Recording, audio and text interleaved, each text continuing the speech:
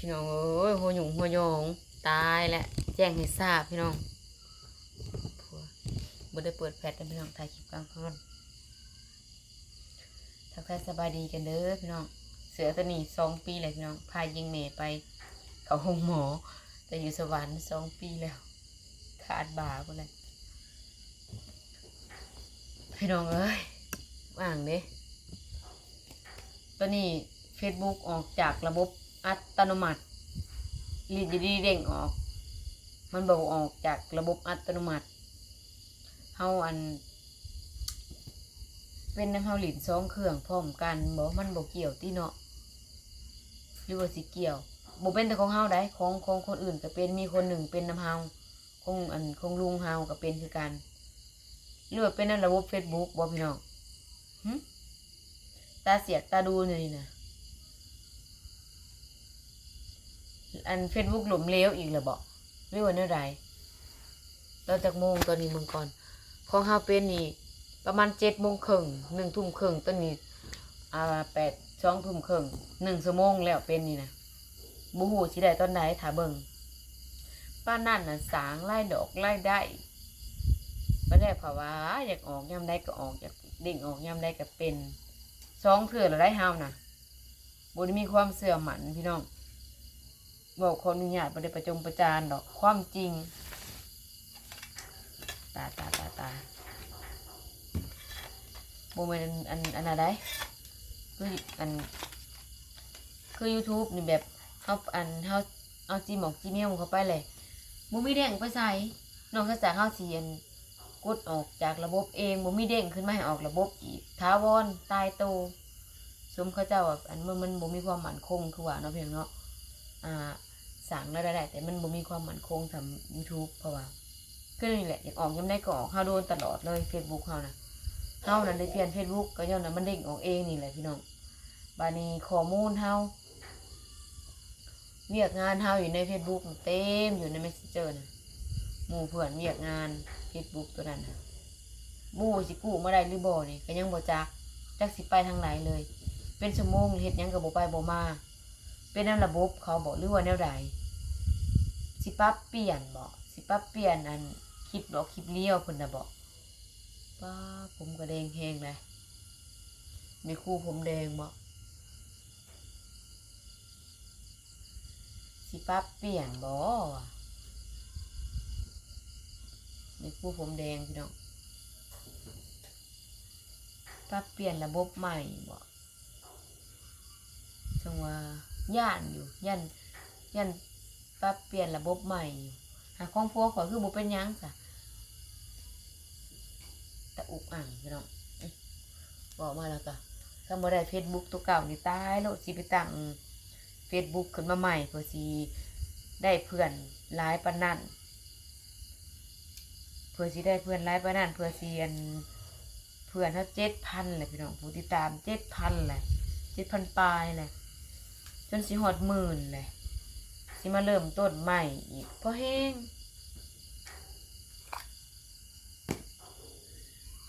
ได้ตัวเก่ามันก็ค่ายอยู่คันมันได้ถ้าเบิ่งพี่น้อง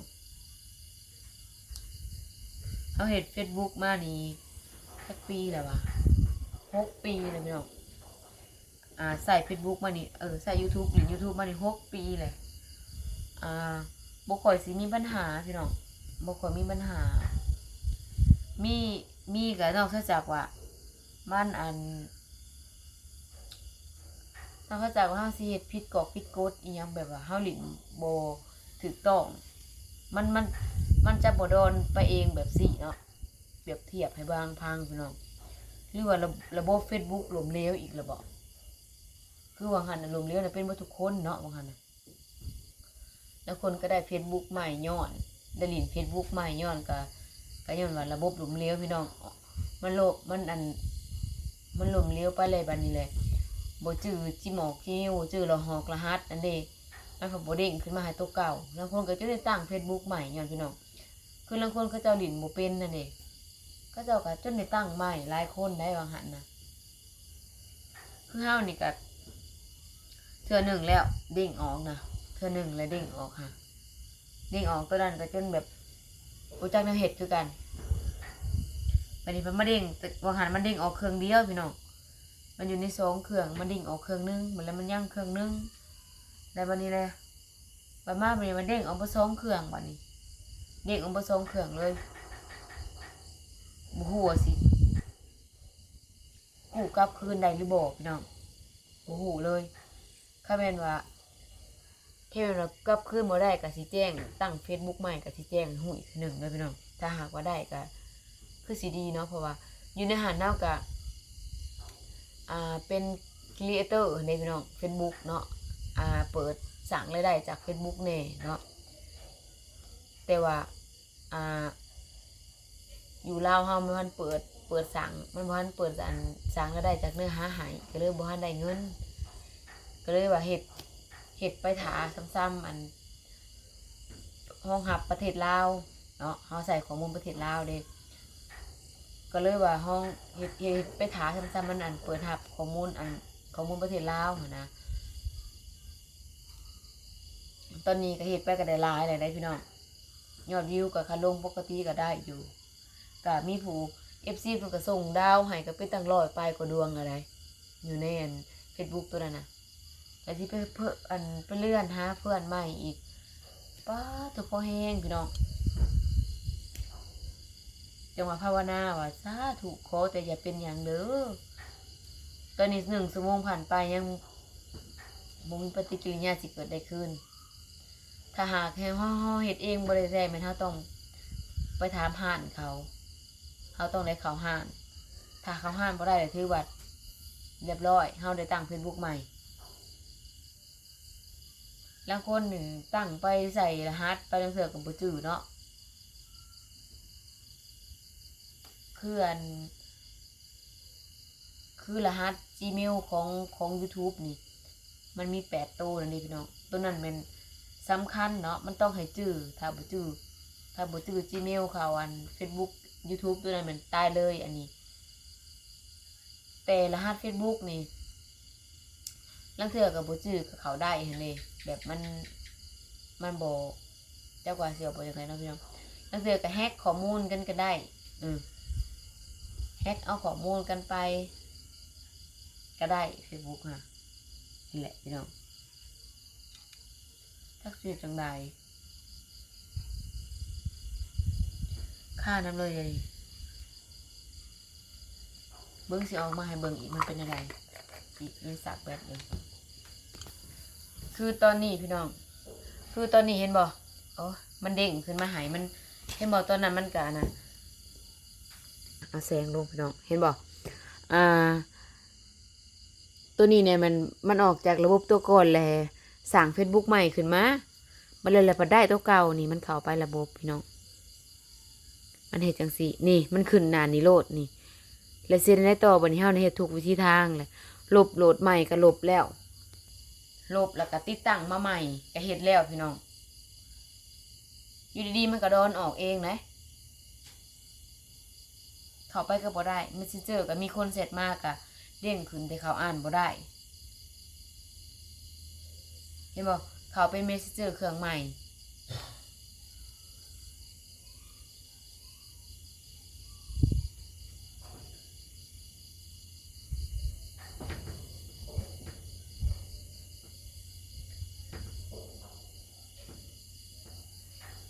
มันเป็น Facebook ตัวใหม่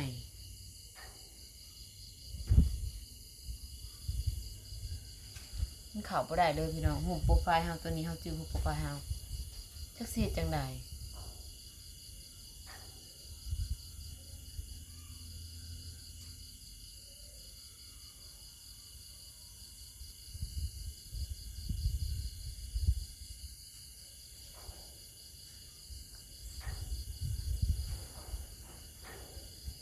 บ่ได้เฮ็ดอันใดก็บ่ได้พี่น้องคราวนั้นนี่คือเก่า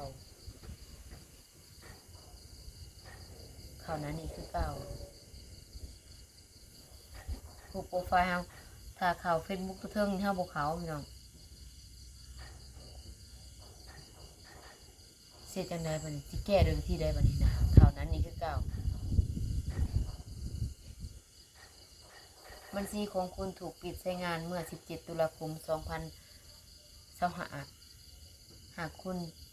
คิดว่าบัญชีของคุณถูกปิดใช้งานเนื่องจากความผิดพลาดคุณสามารถส่งข้อมูลเพิ่มเติมทางคุณความช่วยเหลือภายใน 30 วันหลังจากที่บัญชีของคุณถูกปิดใช้งานหลังจากพ้นช่วงเวลาดังกล่าวบัญชีของคุณอาจจะถูกปิดใช้งานอย่างถาวรและคุณ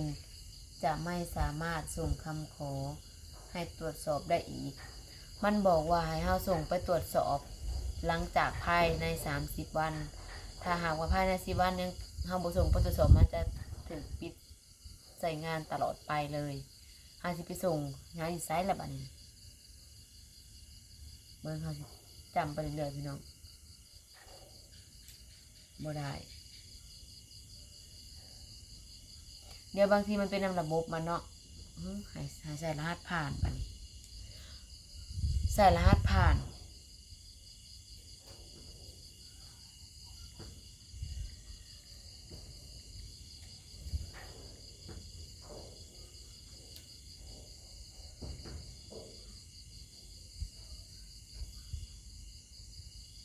สาธุขอให้ได้พี่น้องสาธุสาธุสาธุขอให้ได้เป็นเฟซตัวเก่า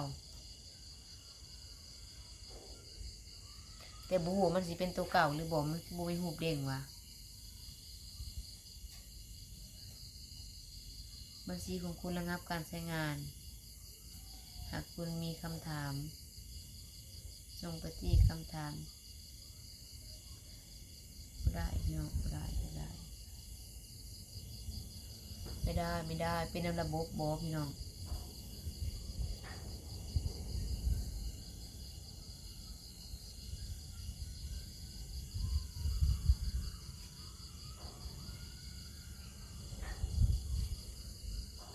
เฮาก็ว่าเฮาเฮ็ดสุดได้กับโทรศัพท์นะ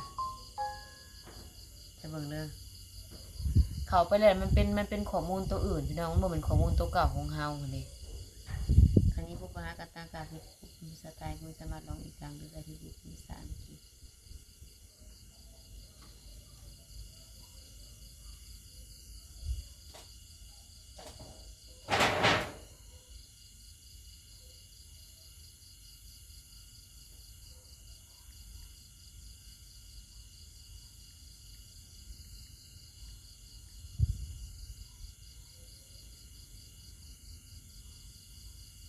ลองเบิ่งพี่น้องเฮ็ดสุดความสามารถ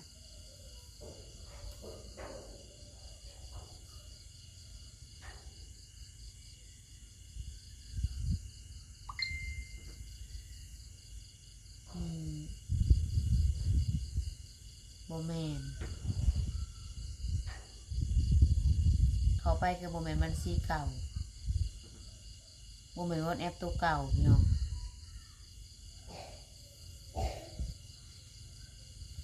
บ่แม่น Facebook ตัวเก่าเฮาสิจังเลยพี่น้อง